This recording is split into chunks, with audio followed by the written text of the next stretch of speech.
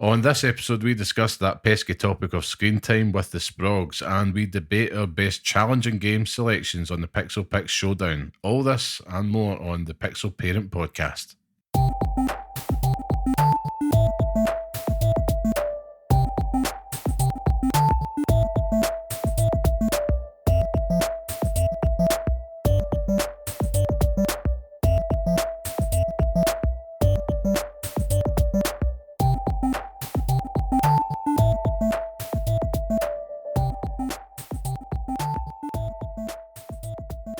Hello and welcome to the next episode of the Pixel Parents Podcast, the show that discusses all things gaming from the perspective of parents. I am your host, Liam Kirkkelvin, and of course I am joined by Scott, the tastemaker Curry. How are you, Scott? Never gets old. It absolutely never gets old. Yeah, I'm pretty good. I'm making it stick. I like it. I really do. I'm really enjoying it. I think it's a name that you have deserved, particularly this year. That's it. It's changed things. Changed things, of course.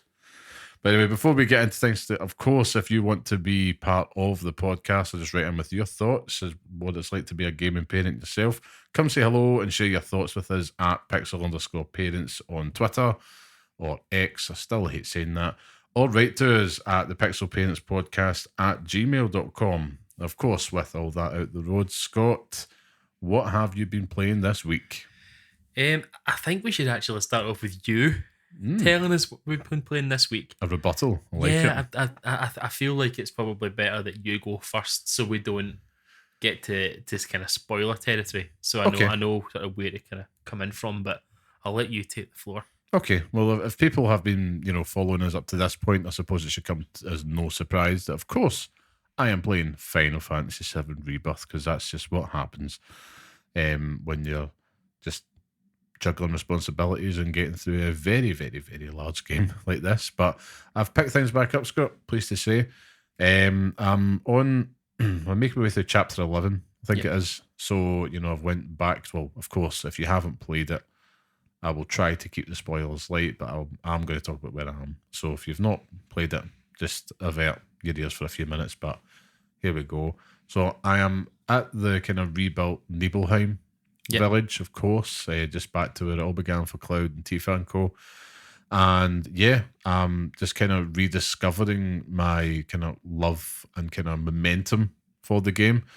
I felt that, in the lead up to now, if I look at my journey with it, starting out and very much being like, damn, this is great, coming right off the heels of the remake, and I'm just going into all these open world hubs and clearing them, then kind of having the story as my treat to be like, right, okay, I've done that, let's move on the story.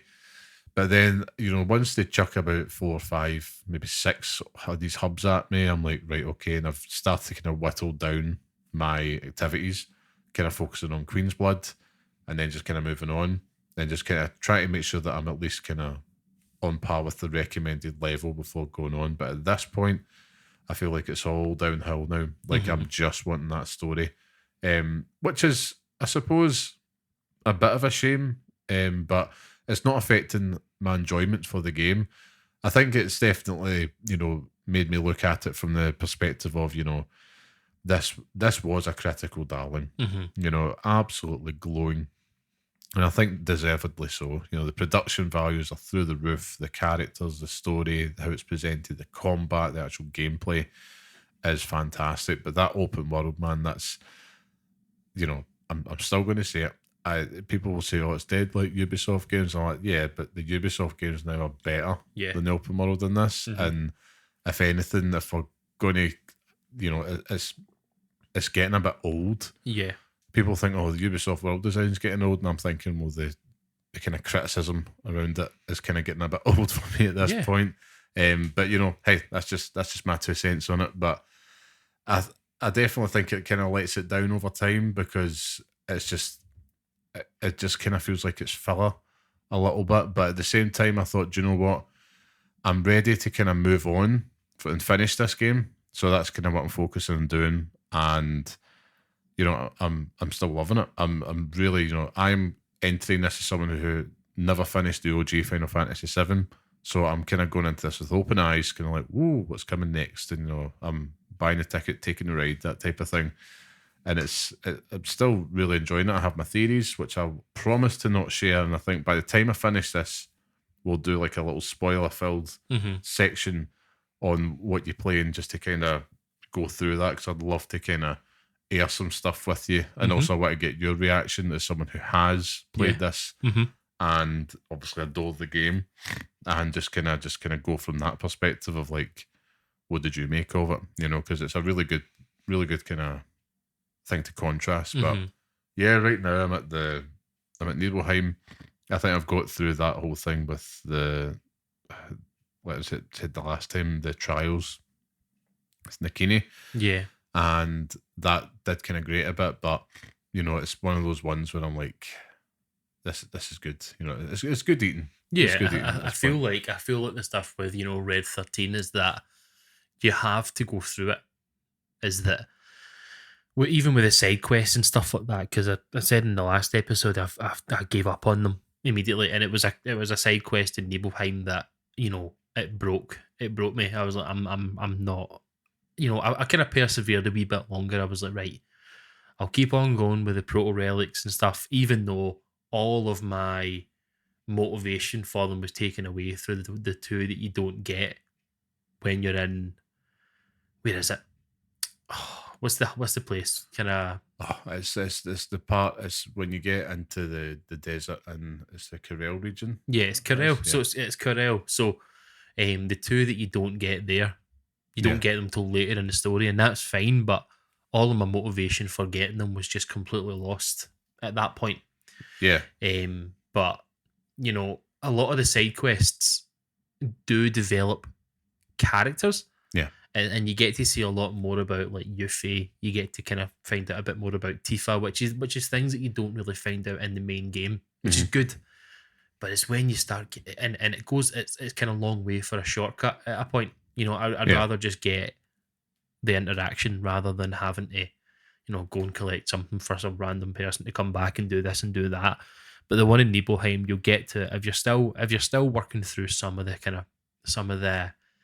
side quests and stuff, you'll get to this one and you'll know immediately what it is. It completely broke me. I was like, I'm not doing it anymore. I'm not doing it.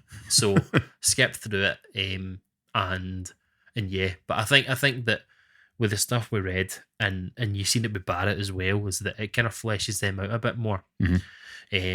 And you know, you get to see different parts of them. You've obviously had it with Tifa and with Aerith in the first game.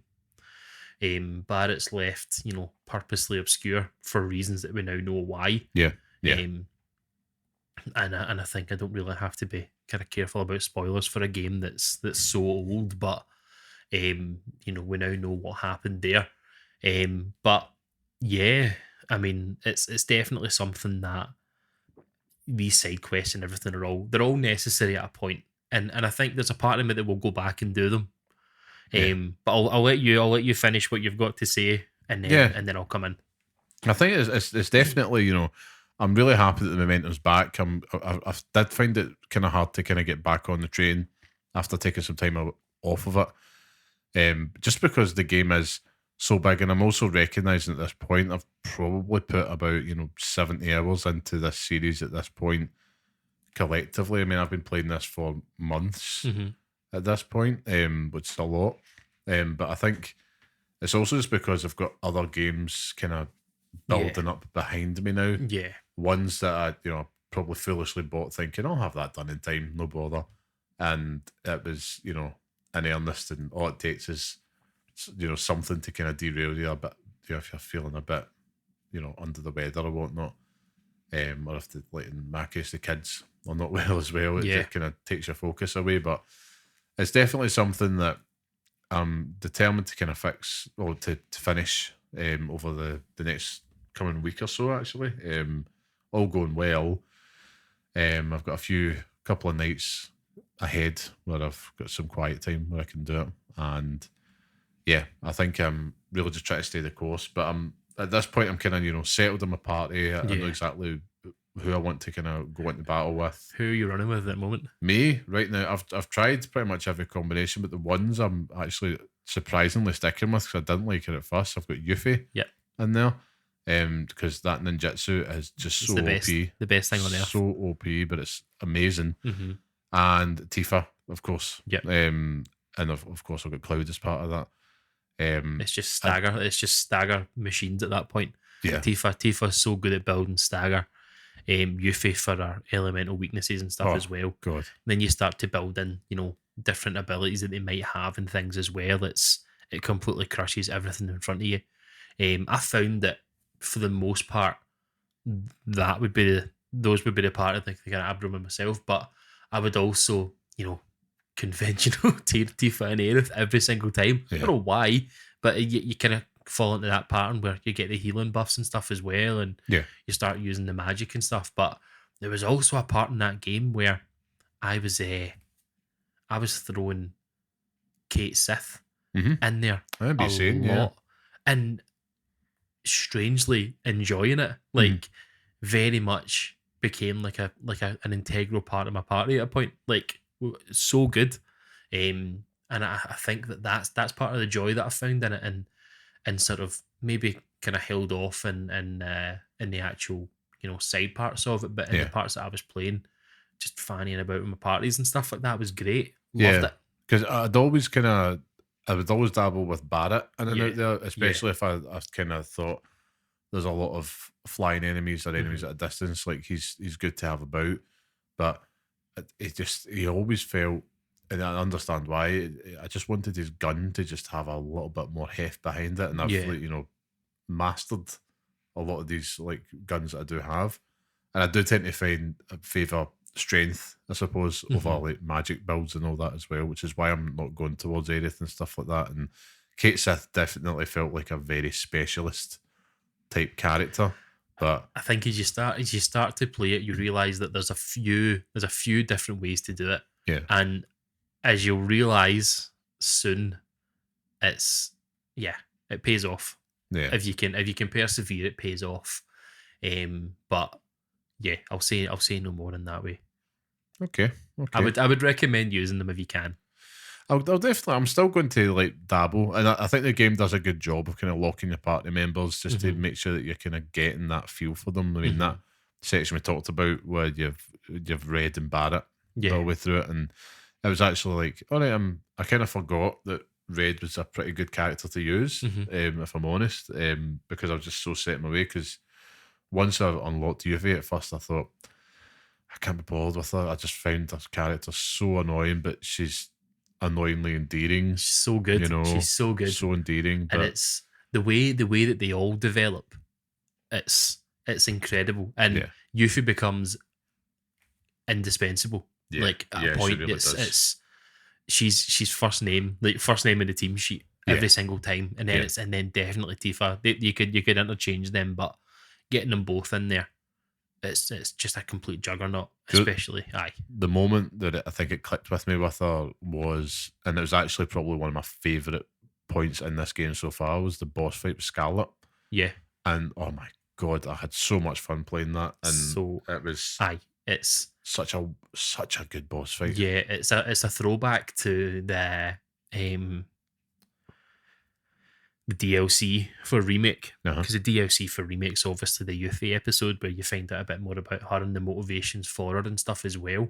And you'll have seen that with watching obviously the refresher videos for it. But the end of the boss fight is with Scarlet, with this big robot thing as well, and it's brilliant. That whole area with Gongaga, I was losing a bit of faith in that because it's the verticality of it and having to bounce off flowers and stuff. I was like, I can't be bothered with this.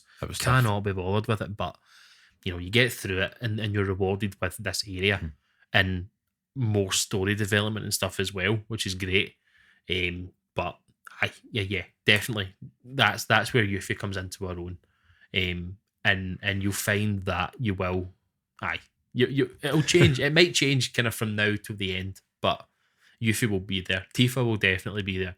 I mean, I've got to have Tifa there. Yeah, I've got to have that. She's the absolute darling of the team. You know what I mean? So more ways than one. But yeah, it's definitely, the bonds are strong there with my party. So we'll see how it goes. But that's enough about Final Fantasy VII Rebirth this week. What have you been playing? Go on, tell us. So I've actually finished. I finished Final Fantasy VII Rebirth. I want to talk about it in so much detail with everyone, but I'll wait until you finished it yourself. I'll give you that. A kind man. Yeah. But it's left a massive cloud-shaped hole in my body that I'm playing. I've started Dragon's Dogma 2, but I just want to play Rebirth. Yeah. All I want to play is Final Fantasy VII. It's even though I've finished that and I now want to digest everything to do with Final Fantasy VII. I've went and watched Advent Children for the first time, which is obviously the movie about events after it. Yep. That was made, back when Final Fantasy movies were being made. But it's great, and I went on eBay and bought Dirge of Cerberus as well for the PlayStation 2. Lovely. So I can play through the Vincent episode and stuff as well, which is notoriously terrible, but there's part of it that just wants to. I want to live in that world, Just but want to consume it. I do, and it's going to be Game of the Year for me, regardless of what comes out the rest of the year. Even if Elden Ring DLC. Elden Ring DLC, yeah, but lofty. Final Fantasy VII Rebirth is the way it's made me feel and the attention that I've given it. Although I don't like parts of the open world, and that's maybe just me. The parts that I've managed to get with the story and the way that it's made me feel playing a game that I've already played in a different way is just it's incredible. Yeah, it's if you can there's all this talk about remake pattern and stuff as well. Why are we remaking games and stuff, and that is the reason why we do it. Yep. Now, obviously, we see in parts of it. So you're talking about Nibelheim at the moment, and you're obviously getting to the point where you've seen it's been remade. Now they've done it differently in this version of it, but seeing what they've done now makes a bit more sense than what they've done in the past. But I wish they'd done it the old way. I'll keep it at that. But it's just to remake a game like Final Fantasy VII in 3 parts. And part 1, loved it. Part 2, I was a wee bit nervous about it. Didn't watch any of the trailers, which I'm glad I didn't. Didn't really kind of divulge any of the conversations about it. Just played it when it came out, and I'm happy. That's what I'll say. I'm happy at the moment. I'm pleased with how it's ended, and I think that the whole Advent Children thing has played into a lot of what's happened in this. Okay. So, leave it there for the moment. Put a pin in that, and I'll have a conversation with you the next time we obviously talk about it. But hopefully that'll be the last time we talk about Final Fantasy VII Rebirth. I think it's testament to how we play games as well, because putting a lot of hours into this game, but these are the only hours that we get to play it. Yeah. There's people that have finished Final Fantasy VII Rebirth weeks ago. So it's just the way that we and the time that we have to play it. But it really earned its worth with the portal and stuff as well. Just getting through areas and stuff at the same time. But away from Final Fantasy VII Rebirth, I've obviously started Dragon's Dogma 2. Yeah. Kind of toyed with Rise of the Ronin first. I thought, I'll give it to Dragon's Dogma 2.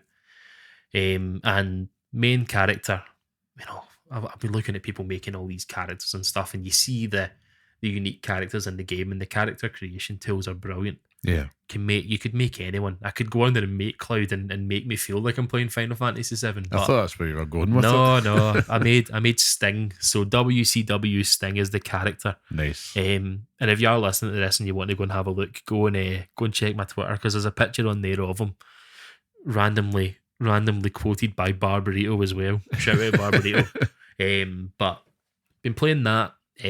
My main pawn, so you obviously have your main character, and then you make a pawn in the game who follows you about basically everywhere that you go. And I made Ric Flair. All right, okay. Terribly. If you just want to see an old guy hunched over with a really old looking face, that's your man. And that technically is Ric Flair.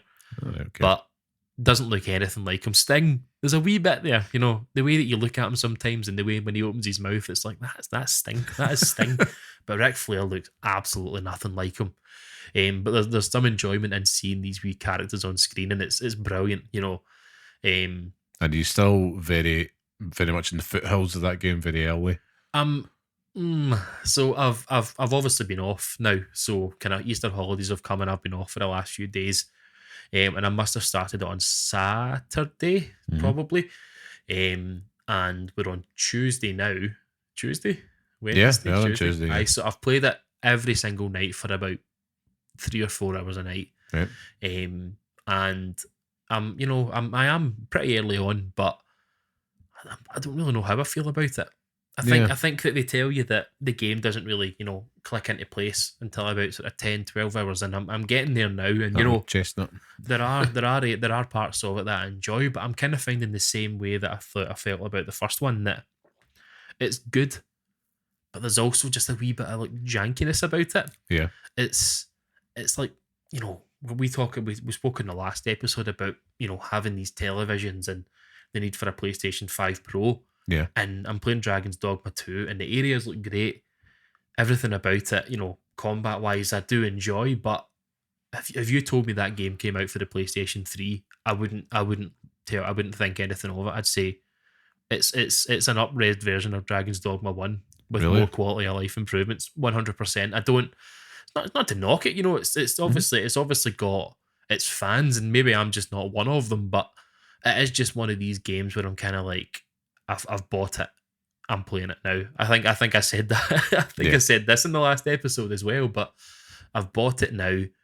I've started playing it, so I might as well just see where it takes me. And maybe that's a good thing, because maybe it'll then linger, hit me, and I'll be like, yeah, that was brilliant. Yeah. I do enjoy the combat. I like the sort of targeting a weak point of it. It's like, you know, Shadow of the Colossus, where you have like certain weak points on enemies and certain tactics that you have to use, and your pawns can tell you where to go. You can enlist the help of other pawns and they tell you where to go as well. So say for example, I've obviously played it now, and you can find Ric Flair in the ether somewhere. It's called the Rift. So you can go into the Rift and you can find different pawns to take you on this journey with you. So you could take Ric Flair with you and he'll tell you different things in the world that I've seen.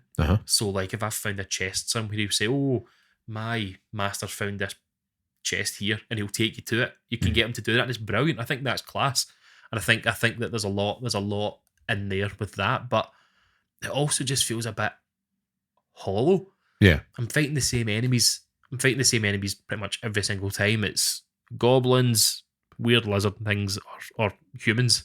Yeah. I've fought, you know, the bigger enemies. You've got your big ones, and you see the health bar pop along the screen, but I just think I think that I've probably not enjoyed it as much because I didn't enjoy 1.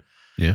And I'm seeing clips, you know, late game clips popping up on Twitter, not really watching them, but you know, seeing it, and it's no different to what I'm doing right now. So it's a gameplay loop that I'm not necessarily enjoying, but I'll stick with it. I'm not, you know, I wouldn't say that I'm not enjoying it, because there's enjoyment there, and I'm finding enjoyment in seeing my character on the screen and doing certain things with him, but yeah. It's very much, as I say, it doesn't feel like a technical leap forward. It feels like something that, as I say, if you told me that was, and there's obviously differences in Dragon's Dogma 1 and Dragon's Dogma 2. You know, Dragon's Dogma 1 doesn't look the same as Dragon's Dogma 2, but it's not this powerhouse. It's nothing like it. I mean, it sounds like you're almost like you're still in you're in curiosity with the game still. It sounds like, you know, because obviously you're not the type to just be like, this is mince, and just put it away, or like, I'm not getting anything for this, and just move on. Like, we're both quite stubborn gamers in that way, because it's like, I've paid for this, I want to get something out of it.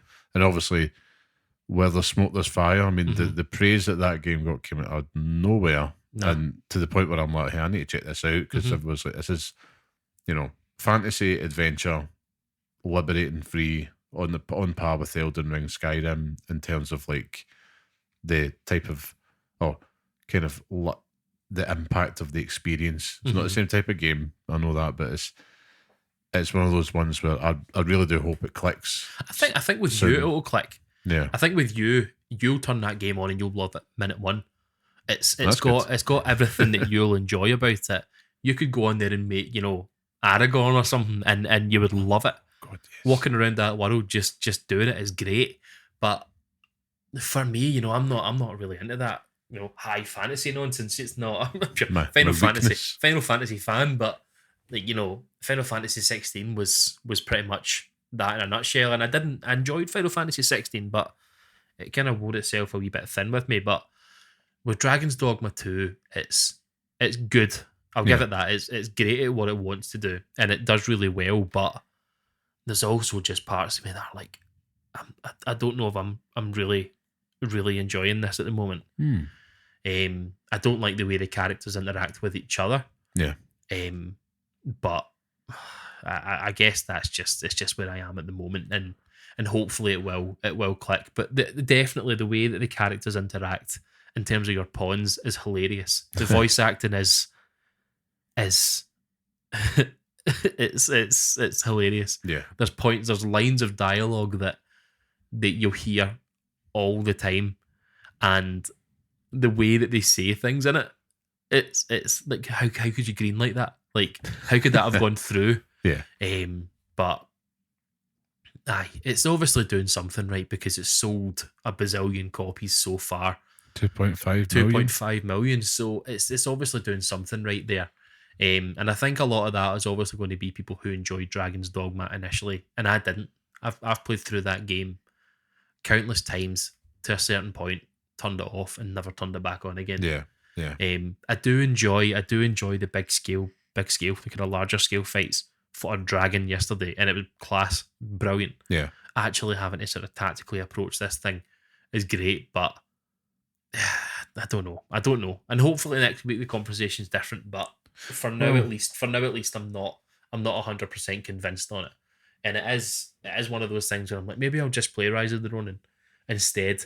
But you've got that option there, which is good. There's nothing worse kind of feeling stuck, and maybe it is something that you put down and return to. But I look forward to hearing your impressions as they develop in the next podcast. Because it's definitely, there's something there. There has to be something there. And I initially thought, when I seen like the reviews and that coming, I thought, right, I know it's the fantasy side and all that. I know that's not entirely your jam, but when in the right context, it is. Because obviously, as much as what would I say? As much as I am convinced you're a closet Lord of the Rings fan, you still deny it. But I'll get it out of you one day. But I do look forward to hearing how this one progresses, because I'm very interested to see where that, where it goes from good to you going, oh my god, or I'm just going to give it a break. So yeah, I'm poised. So we'll come back onto that next week, and hopefully we'll have some big developments on both ends. Mm-hmm. For we're playing. Also, I played the Princess Peach Showtime demo as well. Have you had a go at that? No, I haven't. It was something I actually considered buying for the kids, but I wouldn't bother. I would wait. I know Nintendo games don't drop in price ever, but I played it with a wee one in 10 minutes, and that was it. Just really? no interest in it at all. It's not.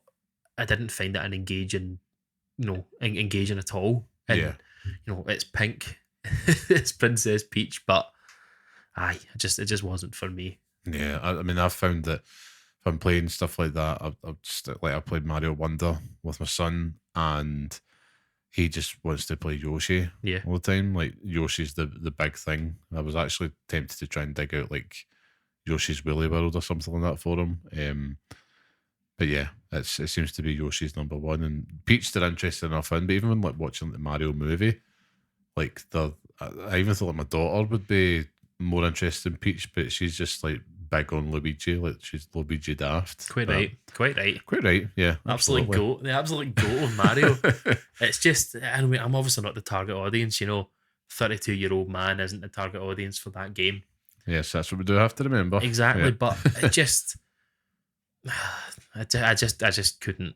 even for a 4-year-old, she just wouldn't vibe with it at all. Yeah, I mean, as the gatekeeper of the gaming experience at this point, you've got to be able to find it engaging enough to take them through it, don't you? So it's fair enough. Disappointing, but it's fair enough.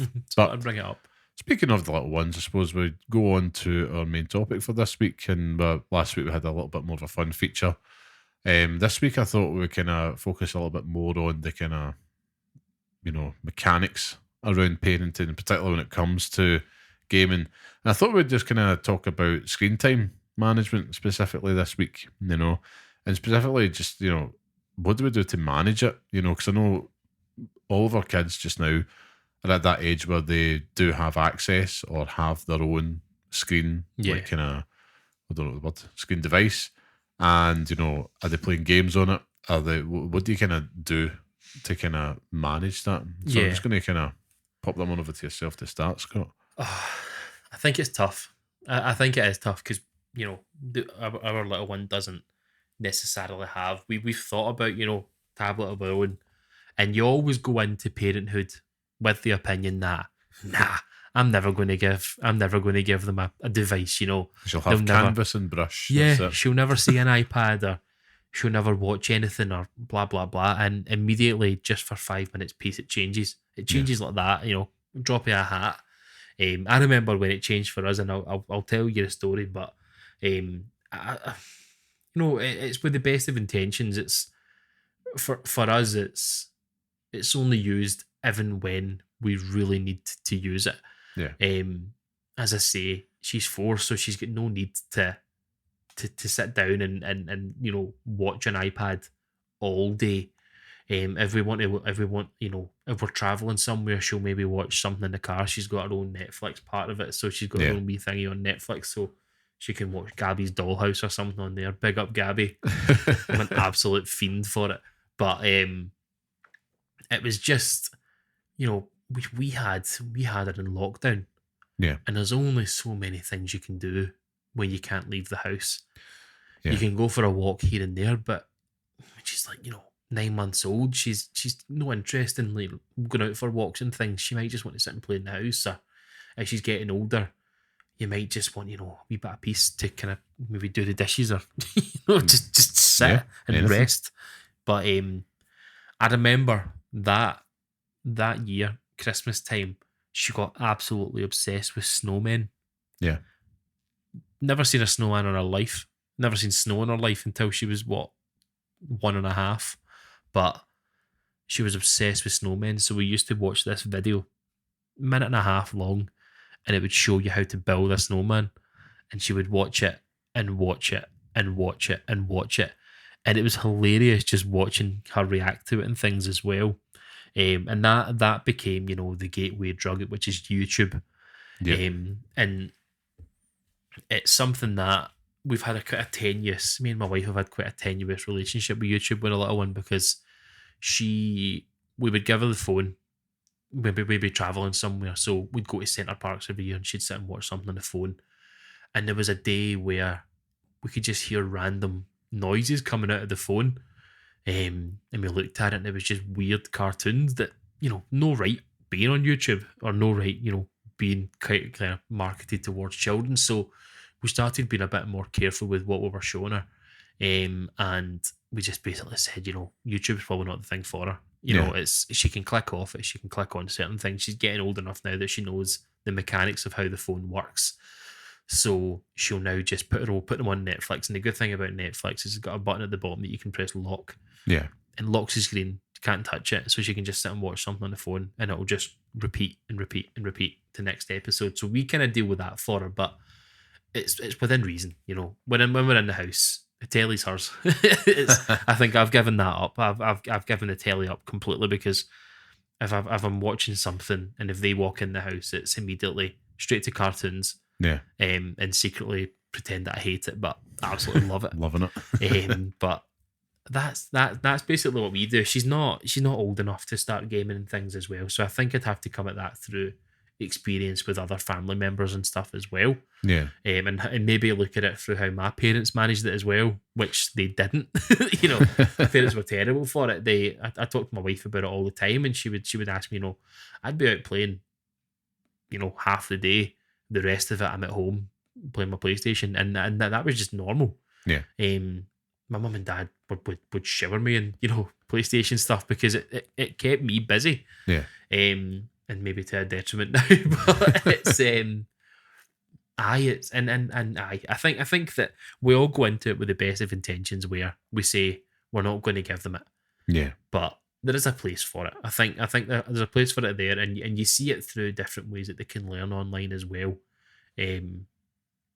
But I don't know. It's a tough one. It is a really tough area, and it's only going to get tougher because of the restrictions now we're seeing on things like TikTok and stuff as well. We're parents to younger children, so it's not a big deal for us. But yeah, I've got, you know, nieces. I've got nephews and nieces and stuff like that in the family now that's becoming a real danger for them as well.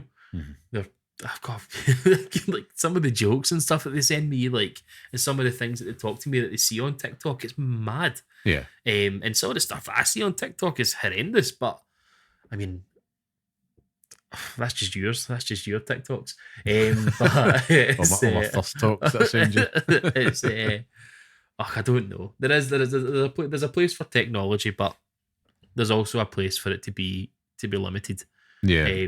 And doing it correctly is something that not all parents do, and it's something that I think is very, very difficult to do. Yeah, because the question is, what is correct? I mean, for myself, like I've got my son and a daughter. My daughter, like, she never really showed an interest in it until, oddly enough, like my son did. Mm-hmm. And he's younger, so it's like he's not a bad influence at all. But I think it does kind of he's more that way inclined. He probably takes more after me, but it's like, oh, shiny.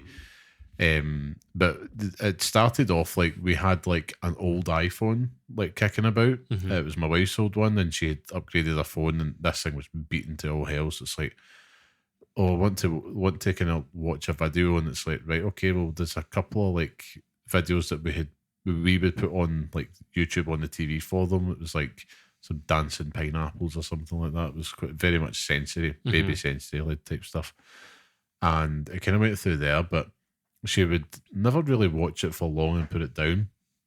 And what I find is now, I was like, fought against it. It's like, can't have it. And I've seen like my nieces and nephews and that, they all have their own devices. And I used to always think, well, we're not going down that path yet. And then it wasn't until the last year where they were really like kind of expressing interest in wanting their own devices. And it was to the point where they kept taking, particularly like, because we've got the two of them, one had the beat up device and my wife would just give them their phone. Me, I'm just like, I'm not giving you my phone, because if you break it, I'm just so uptight about these things. I'm like, you ain't getting it because you'll break it.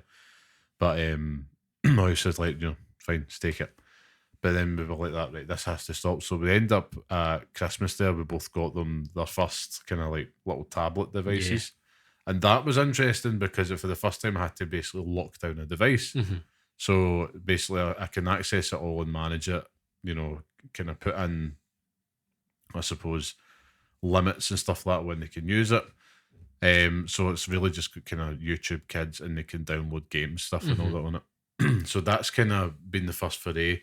And my daughter and son have kind of shown interest in actually just using it to play a lot of games on it. But when I say games, it's, you know, like, you know, shape matching things and all that stuff. Nothing exotic. But they'll play like, you know, like YouTube Kids on that, and they'll watch that. And what I've tend to find is, like, this has been for a few months, they'll probably really only watch it as they'll go to it as like an end thing. Yeah. So like, if they've been playing, and by playing I mean absolutely destroy my house, they've, you know, toys everywhere, or they've done stuff with their books, or like my son really enjoys colouring in just now. If they've done that, and then they're just wanting a bit of downtime for 20 minutes or so, then they do that, and then off they go. And what we do is we just kind of make sure that they're not having any longer than that. There has been a couple of days, you know, like where like either you're under the weather, or something like that, but it's just like you can watch that for a little bit longer and then just kind of move on. Or if it is sounds like that, I need to clean up the house or something like that, and that's what I'm finding it's quite handy to come in.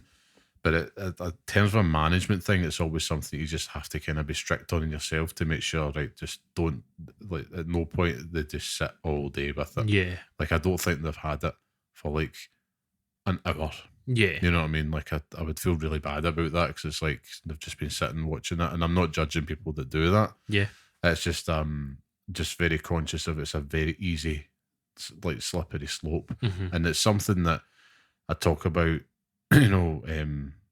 with my wife, with friends as well, and it's kind of like it's everywhere. Yeah. Like, you can't avoid that, and it's in schools now as well, isn't it? It's like, well, it's not like they're sitting on iPads, but it's like there's devices, there's technology. It's kind of reward for the end of it, and it's you get the opportunity to play on an iPad, which is good. I think, as I say, I think there is a place for it. And it's definitely a tough one. I think it's very interesting that we'll both eventually get to a point where you're talking about having to put restrictions on things, is that how that develops in the future and stuff as well, and how we manage that at the same time.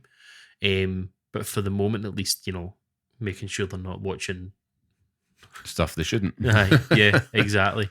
And even stuff that they want to watch is sometimes like Blippy. Oh man, that's something that, oddly enough, they used to watch Blippy a lot, and they got the devices, and I thought they were going to watch Blippy all the time, and he's not appearing at all.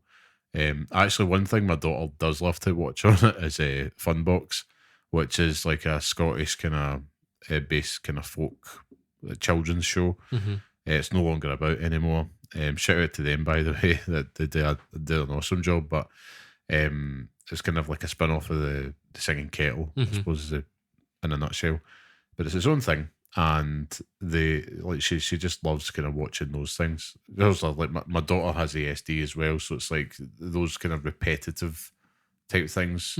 She'll kind of seek that out. That's like comfort. Yeah, and it's something that she kind of looks towards the end of the day, just from a down, like, just kind of like recharging batteries. So it's like kind of it's a good tool to have within the routine. Yeah.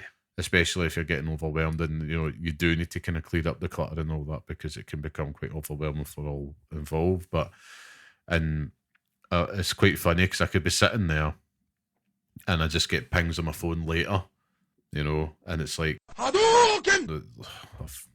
I've mentioned the name. Sean, cut that out, please. Just put in a wee bleep there, please, at 42. But yeah, my son, he would like download games, and the good thing is it tells you what he's downloaded. So it's like I'm getting to kind of see that, and it's like, all right, that's cool. And it's like, counting numbers. And the other day he wanted me to sit and playing this numbers game with him on it, and it's like, it's stuff that he can't be doing at his age.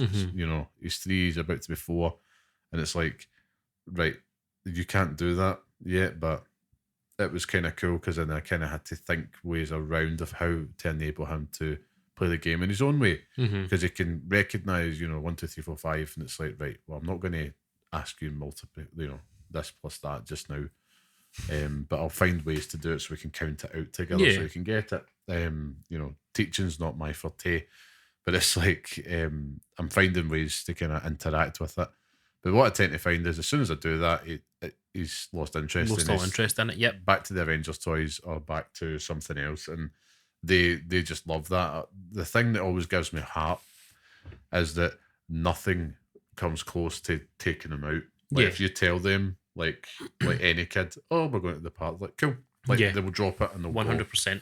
And it's interesting you mentioned that, like, when you think back to our childhoods, and I know a lot of people, I find it really annoying, because it's like, oh, these kids today, all they do is sit behind with their headphones and play games all day, and they're on their iPhones. It's like, yeah, but that's kind of like how they socialise at a certain age.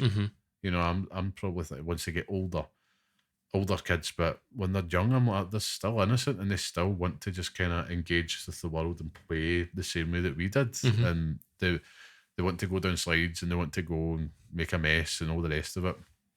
And I don't think that's lost. So I just think it's just another tool that's in the arsenal. And yeah, it's, when I look back at myself, I'm like, I had some form of technology, This is the part where you make a joke about like me, the steam train or something like that. 2 years of a bloody difference, but like okay. But it's I spent all day outside playing. Like my mum would just be like, if it came to like right now or the Easter holidays or summer holidays, you'd be kicked out your bed, door open outside, and I'd just be playing football or doing the backs or doing whatever stuff you probably shouldn't be doing as a kid. Yeah. Just up to no good, and that was fine. I would get in at the end of the day, you'd have your dinner, and then you would probably, I actually prefer just kind of watching TV. Yeah. And then I'd have the PlayStation there. Once that came out, I got a PlayStation, and I'd sit and play that. Was it still black and white telly when you were watching? It's actually it was a purple telly. Because it was like this busted like CRT television. It had a purple filter, so I remember sitting playing like Tekken 2 on that, just like Hihachi just being all purple and stuff. But you just didn't know the difference. But I would just sit and play like things like that, Oddworld. But I was terrible at them. Yeah, that's the thing as well. So I wasn't playing them in the same way I would consume them now. And I suppose when I think about myself as an adult, in terms of how we manage our screen time, and I include like television as part of that, in terms of us sitting down to play games. I know like we've spoke at length, I won't go into it, but like my Marvel Snap addiction, that's probably something that I do find that I need to manage that, because I can go onto my, I don't know what it is on the iPhone that shows you how long you spend stuff. It's screen time, isn't it? And there has been some days where I'm like, holy Jesus, I have been skiving the day. Disgusting, aye. But it's like, I have to just be a grown up and just manage that. And I do it by the end of the day. Like, yourself, sometimes you get pockets of time in the day with the kids, and it's like, cool. They're chill, like, they could be sitting playing with their toys or something, and they're just minding their own business. And it's like, right, might stick something on TV, or if it's different circumstances, if they're like just chill, you might just take the portal out or something like that if there's another adult present. And that's happened on occasion. Or if they're watching a film, like, so like they'll come up to me, it's like, they want to watch Harry Potter. My daughter loves Harry Potter. My son's getting a little bit sick of it, but because it's on all the time. But of course, she kind of rules the roost when it comes to that. And it's like, want to watch Harry Potter? And it's like, cool. And we'll stick that on. And it's like, yeah, I might stick out the portal for a wee half hour or something like that, just to kind of give myself a little bit of a respite. But I don't tend to engage it the same way. Yeah. I'm not like, brilliant, I'm just going to tune out. I'm kind of half playing it at that point. So I suppose like things like, Rebirth has been good because it's like I can just arse about in the open world a wee bit, maybe play Queen's Blood and off I go.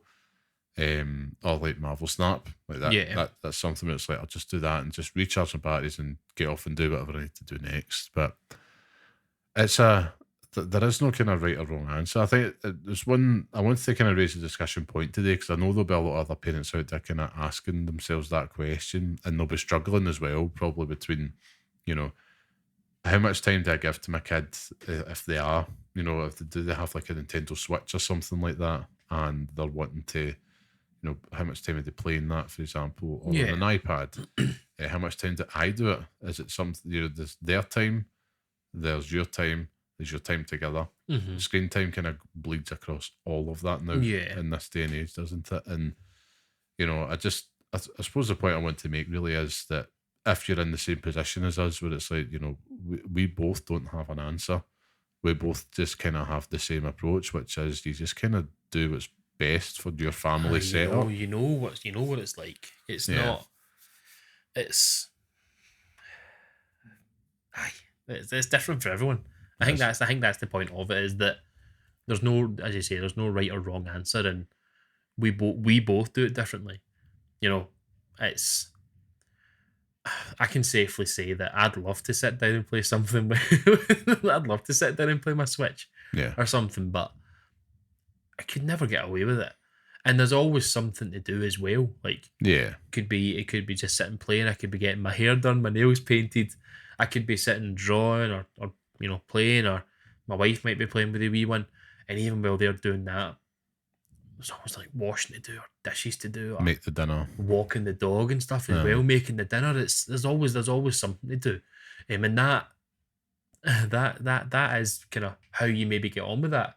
If I've probably come home from school and I've picked a little one up from nursery or something, and my wife's coming back from work. Maybe it's just a case of maybe go and sit and watch the telly. I'll get dinner on for a wee bit, and then we'll come back and we'll play together or something.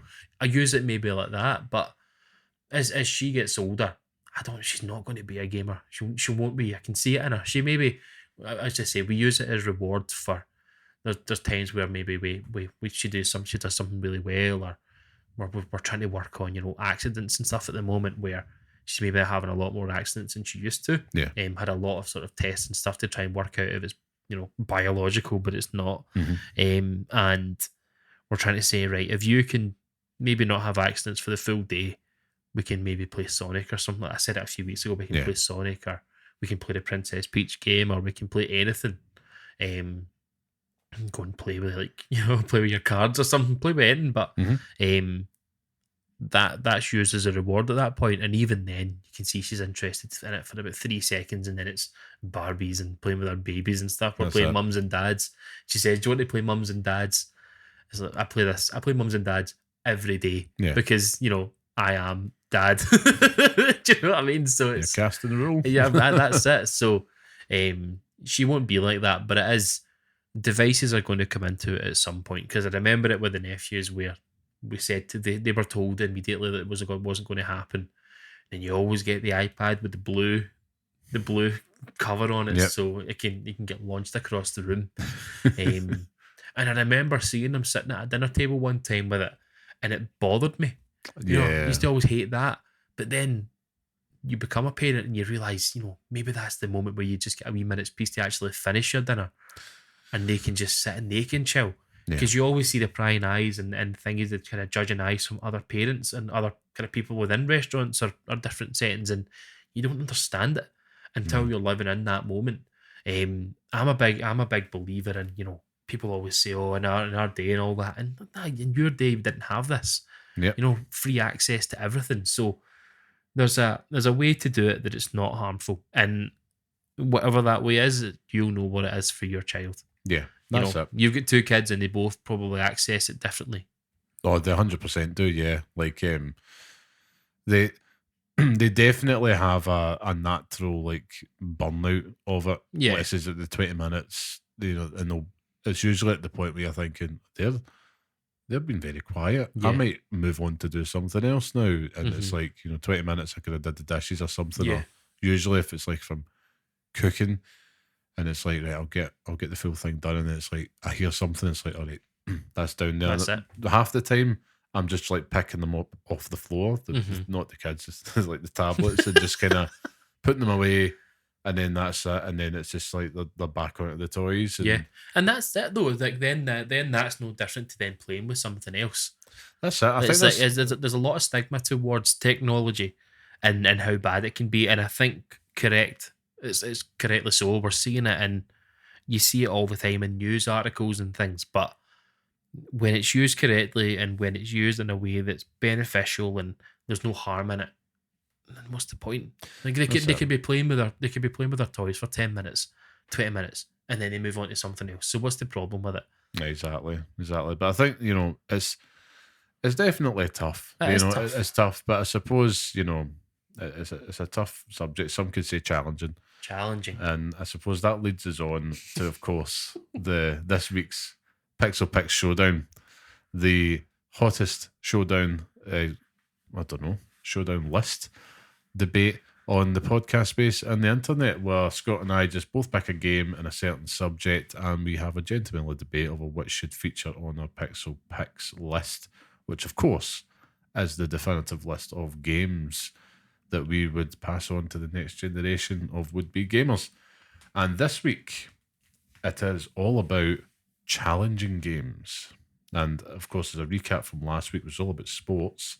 very good debate actually from last week's one, and it was Mario and Sonic at the Olympic Games, which was crowned the winner, joining the upper echelons of all the rest we've got on there. This is Batman Arkham Asylum and Tekken 3. So, of course, that was you that got the winning pick last week, Scott. Well done. I think so. Courtesy, it shall be myself that kicks it off this week. I'm excited to hear this. Okay, so I've got a few in there. Yeah. But again, I always try to whittle it down to my top three, right? My opening salvo, right? Here it comes. But I thought challenging games, it's like, oh, just do Dark Souls, mate. Just do it. And I said, nah, mate, I'm not going to do that. So, of course, my first pick, I thought I went down like the whole, like, thinking, right, I've got to pick something for the kids here. Mario and Sonic beat me last week. I've got to think something mascot. I thought, oh, why not Super Mario Maker 2? I was like, because there's some hard AF levels in that, okay? And you can make hard AF levels in that, which I've done. So check out Mario Souls on that, a creation by myself. But it was something I thought, it's too niche. Yeah. It's too niche, you know. It's a hard pick, I suppose, no pun intended. Then I thought, wait, what's my heart telling me? And I thought, we'll go with Celeste, because you know that I am an absolute Celeste truther on this. And that is such a challenging but rewarding, fun, beautiful game. Yeah. Like, it's a stunning piece of work. But I also thought, you know, is it something that I really want to put down on the list? And I thought, no, I'll keep that on my sleeve for another one. So this week, I have went with something a little bit from left field, because some people are like, challenging, what do you mean? But I do actually believe it's a challenging game. It's a point in it. And I've picked Hades. Okay. That's very interesting.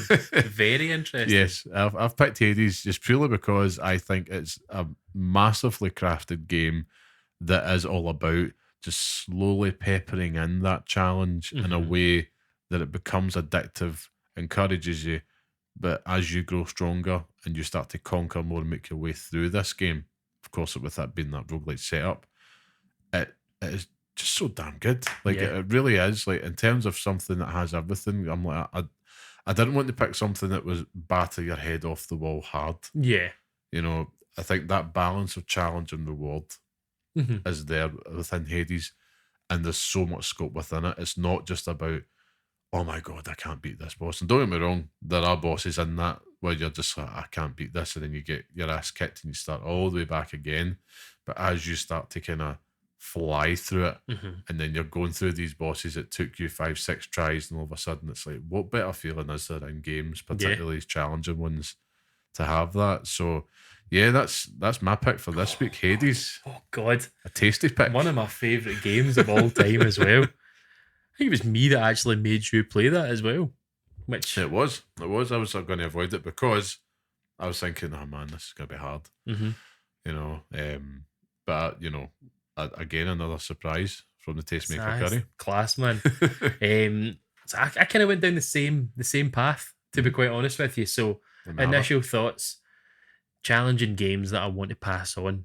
So immediately, first thought, you're obviously talking about From Software, so of course. the only one that even matters to anyone is Bloodborne. Yep. So I had to go through the list of the From Soft games, and I was like, Dark Souls 1, completed it. You know, it's tough, but it's tough because it doesn't handle great. Yeah. For the most part. Dark Souls 2, never finished it, never will, but it's just awkward to play. Yeah. It doesn't feel like a Dark Souls game. Love it though. Love Dark Souls 2. Dark Souls 3 is the first Dark Souls game that I ever completed.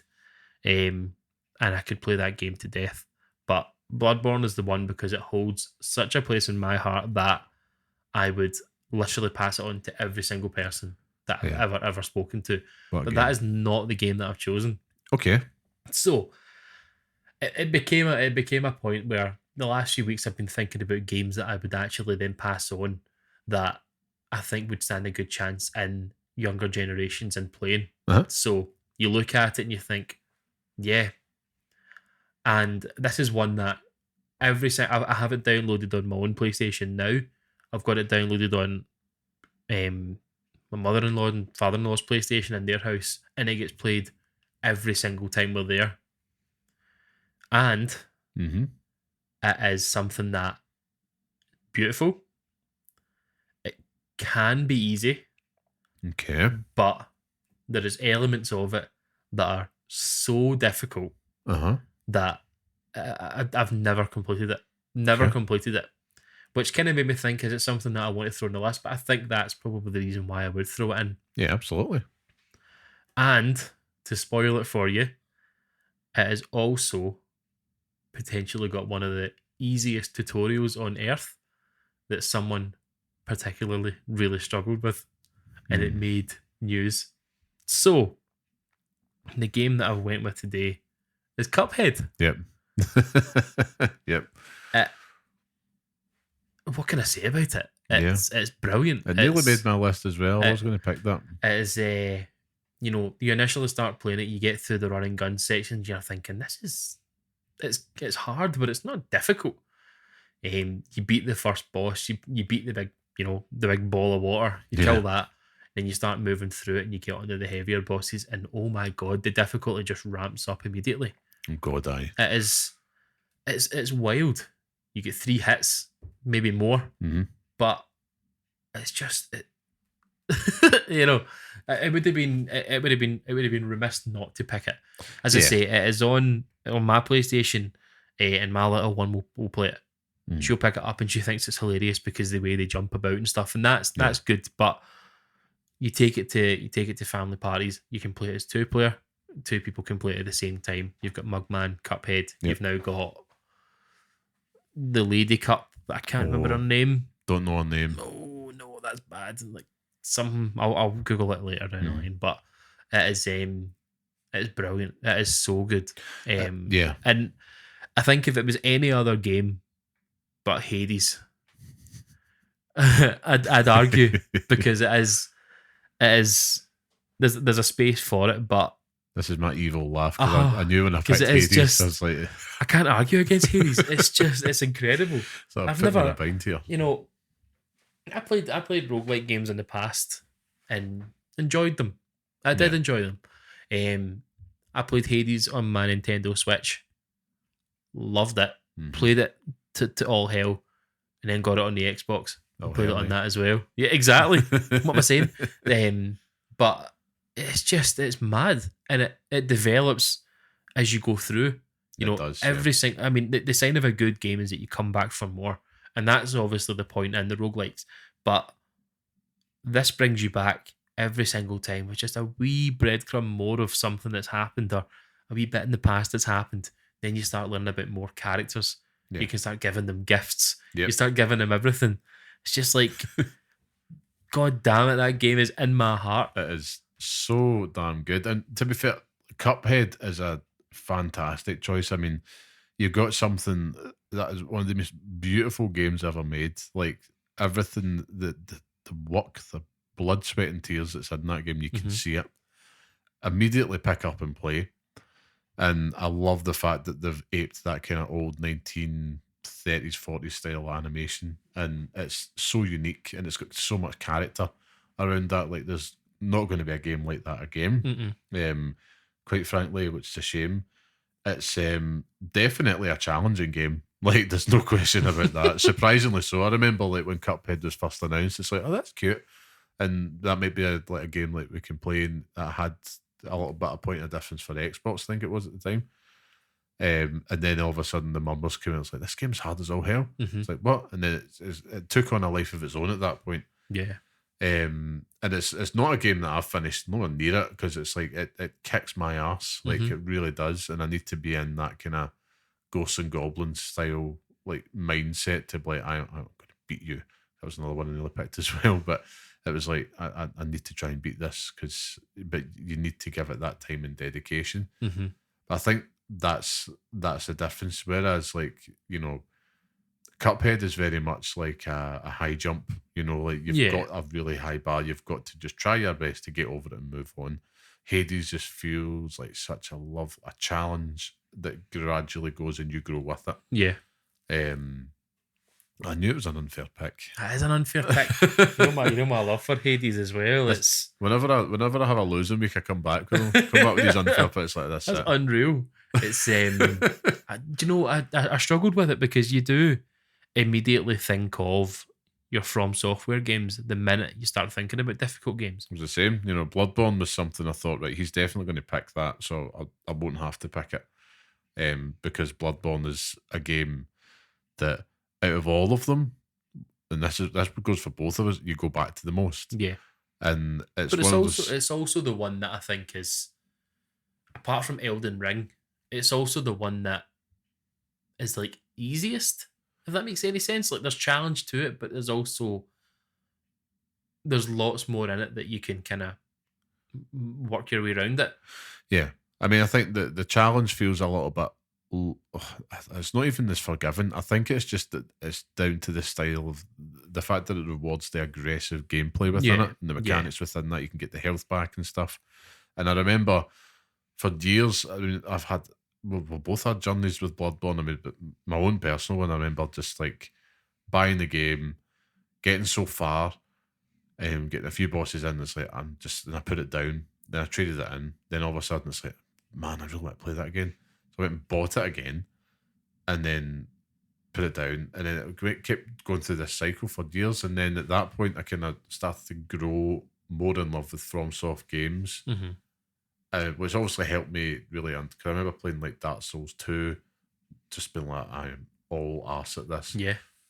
Bloodborne came, and then, because I didn't play Dark Souls at release, and then I got into Dark Souls 3, and then I was like, right, I need to go back. And then it wasn't until Elden Ring and then Beast in that, and we both got the platinum in that, and you were like, you need to go back and platinum Bloodborne, because I was like that. Nah, I don't think, because it was always like my white whale. Yeah. But then right after it, I just went into it and just completely like gave myself over to that game. Yeah. And I was a monster. Like I platinumed it in like, it felt like a week or something like that. It was really quick. Couldn't put it down. I found myself doing things I never thought were possible, and it was like, damn. But I suppose I'm lingering too much on a pick that isn't, because that could be another topic in itself. Like best FromSoft one. But I suppose, looking at Cuphead and Hades, as much respect as I do have for Cuphead, I think Hades pips it just purely because I think there's a lot more to the game. Yeah. And I think I could hand that to anybody, and they would. It all comes down to the key word for me, which is frustration. Yeah. I think you're more likely to get frustrated with Cuphead challenge as you are to less get frustrated with Hades. And I think Hades is the type of one, like you said perfectly, breadcrumbs your way through that. So I think we agreed on Hades for this week. I can't say anything else. I'm actually so angry about it. And it's one of those ones back in the form. Now that you've mentioned that, I'm like, I could actually go back home and play Hades now. Like, I could genuinely go and play it now. And as a game, like we both own it on Switch and Xbox, and I could probably buy it again in PlayStation. I mean, I can't wait for Hades 2. Yeah. It's probably my most anticipated game this year, to be honest. But yeah, please come out this year. So I've completely forgotten about it. Like coming out this year, so I've got no thoughts that way for it. But it's aye.